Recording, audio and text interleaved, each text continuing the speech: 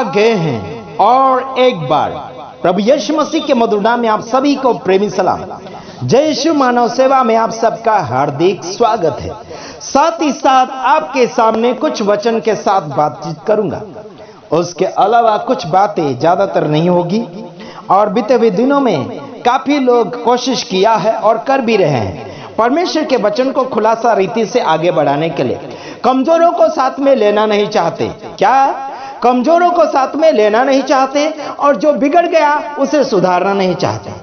हालांकि मैं इतना कहना चाहता हूं, जो बिगड़ गए हैं उनको हम साथ में लेकर सुधारने के लिए कोशिश करते हैं और जो सुधारना नहीं चाहते उसका पर्दाफाश करके हम उसे छोड़ देते हैं। तो इतना याद रखना, अगर कोई हमारे साथ आपका दुश्मन जुड़ रहा है, आपके खिलाफ में या फिर बाइबल के खिलाफ में अगर जीवन को जी रहा है, अगर वो जुड़कर आगे बढ़ना चाहता या फिर सुधरना चाहता संगति आपकी लेकर, तो जरूर आप उसको सपोर्ट दे सकते हैं आत्मिक जीवन में वचन के द्वारा। तो आइए हम देख लेते हैं, क्या देख लेते हैं? स्वतंत्रता का नियम। कौन सा नियम? रोमियो 14 अध्याय उसका 1 वचन से आगे की ओर मैं कुछ वचन आपके सामने फरमाऊंगा। आपके साथ में कोई अन्य विश्वासी या फिर आधा अधूरा विश्वासी या फिर गिरता विश्वासी हो और या फिर सेवक सेविका हो, है ना, चाहे जो भी है, अगर वो निर्बल है, कमजोर है, तो उसको आप सहारा दे सकते हैं, क्योंकि हम सहारा देने के लिए ही सेवक सेविका बने हैं। परमेश्वर के वचन को लेते हुए हम प्रचार करते हैं। तो देख लेते हैं, जो विश्वास में निर्बल है उसे अपनी संगति में ले लो, परंतु उसकी शंकाओं पर विवाद करने के लिए नहीं। क्या लिखा यहां पर? जो विश्वास में निर्बल यानी कमजोर है उसे क्या करे? अपनी संगति में ले लो। है क्या करने के लिए? उसकी शंकाओं को उल्लेख करने के लिए, फिर याद करने के लिए नहीं, बल्कि और विवाद करने के लिए नहीं, छेड़छाड़ करने के लिए नहीं, है ना, उसको बिखराने या फिर बदनाम करने के लिए नहीं। उस निर्बल व्यक्ति का अगर आप साथ में लेते हैं तो क्यों लेना चाहिए, देख लेते हैं। क्योंकि एक को विश्वास है कि सब कुछ खाना उचित है, परंतु जो विश्वास में निर्बल है वह साग पात ही खाता है। देखो अगले वचन में खाने पीने की बात आ गई। अगर वो निर्बल व्यक्ति है तो अगर आप खा रहे हैं तो क्या हालत होगी वहां पर, देख लेते हैं। हाँ, क्योंकि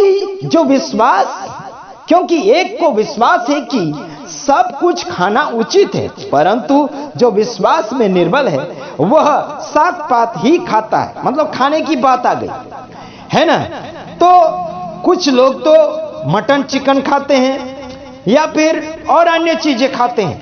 कुछ लोगों को साग भाजी, है ना, भाजी पाला या फिर सादा दाल चावल ऐसा खाना भाता है। तो देखते हैं आगे क्या लिखा है।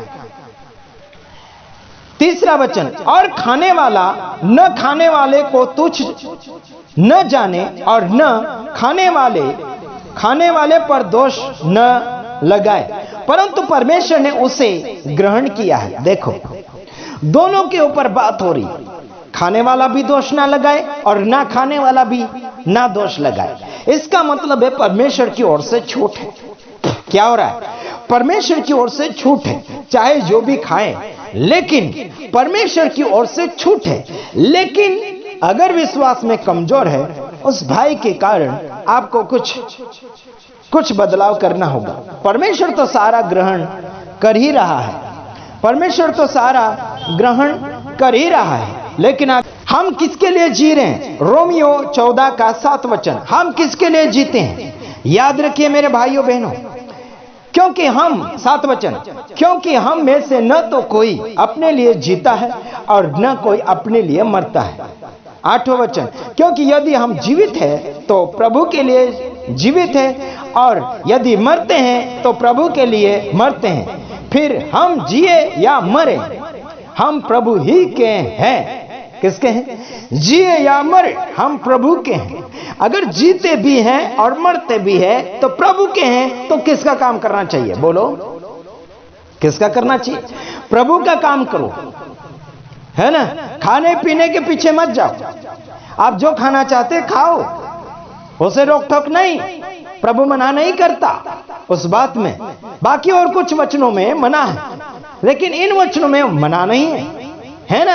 जिस कंडीशन के साथ, जिस परिस्थिति में आप है, उस परिस्थिति में कौन सा नियम लागू होता है, उस नियम के साथ आप सक्सेस होने के लिए कोशिश करें। हाँ जी, अगला वचन, क्योंकि मसीह इसलिए मरा और जी भी उठा कि मरे हो और जीव तो दोनों का प्रभु हो। मरे हो और जीव तो दोनों का प्रभु हो, इसलिए वो जिंदा हो चुका है। वो सबका प्रभु है, वो सबका प्रभु है। इसका मतलब ये नहीं कि वो मर गए तो उनका प्रभु वो नहीं है, ऐसा नहीं है। वो सबका प्रभु है। हालांकि आज संसार में लोग आत्मिक रीति से मर चुके हैं, शरीर में जी रहे हैं, क्या उनके लिए वो प्रभु नहीं है? है जरूर। कुछ लोग आत्मिक रीति से जी रहे हैं, उनका भी प्रभु है। कुछ लोग शरीर रीति से मर चुके हैं, है ना। एक दिन वो जिंदा करेगा प्रभु उनको, उनका प्रभु वो है, इसलिए उनको भी जिंदा करेगा। यानी कि सबको जिंदा करेगा, क्योंकि सबका प्रभु एक है। लेकिन लोगों ने क्या किया? अपना अपना मार्ग ले लिया, अपना अपना प्रभु चुन लिया। तो ठीक है, आगे सुनते हैं 10वां वचन, तू अपने भाई पर क्यों दोष लगाता है, या तू फिर क्यों अपने भाई को तुच्छ जानता है? हम सब के सब परमेश्वर के न्याय सिंहासन के सामने खड़े होंगे। किसके सामने खड़े होंगे? क्यों अपने भाई के ऊपर दोष लगाता? कारण क्या है? कारण के बिना दोष नहीं लगा सकते, है ना। दोष नहीं लगा सकते। दोष उसको कहते हैं जिसने कुछ किया ही नहीं, फिर भी उसके ऊपर दोष लगा रहे हैं। अगर कुछ किया है, बोल रहे हैं, तो उसका दोष उसको बता रहे हैं। हेलो, समझ में आ रहा है कि नहीं आ रहा है? परमेश्वर आपका और मेरा दोनों का न्यायी है। सबका न्याय करेगा, वो भाई का भी न्याय करेगा और अपना भी न्याय करेगा। इसलिए सावधान रहो, झूठा दोष नहीं लगाना। सच्चा दोष है तो लगाओ, कोई बात नहीं, खुलासा है। दोषी है तो दोषी बोलो, निर्दोष है तो निर्दोष बोलो, वरना तुम्हारी खैर नहीं। इतना याद रखना, सबको परमेश्वर के सिंहासन के सामने खड़ा होना पड़ेगा। खड़ा होना कि नहीं होना? खड़ा होना ही पड़ेगा। इसलिए कमजोरों को साथ में लेकर उनको मजबूती दो। खाने पीने के कारण सेवका हिम्मत बिगाड़ो, परमेश्वर को भाता है, कोई बात नहीं। सब कुछ परमेश्वर का है और परमेश्वर ने सबको बना दिया। उसके बाद बोला कि सब अच्छा है। उत्पत्ति में जाकर देखना, पहला अध्याय में सब कुछ उसने बनाया परमेश्वर ने, और कहते गया हर दिन को कि अच्छा है, अच्छा है, अच्छा है, अच्छा है। तो तुम कौन होते हैं जो, है ना, खराब बनाते या फिर अशुद्ध करते? तुम चाहे जितना भी अशुद्ध कर लो, हम अगर प्रार्थना कर लेंगे यीशु के नाम से तो वो शुद्ध हो जाता है।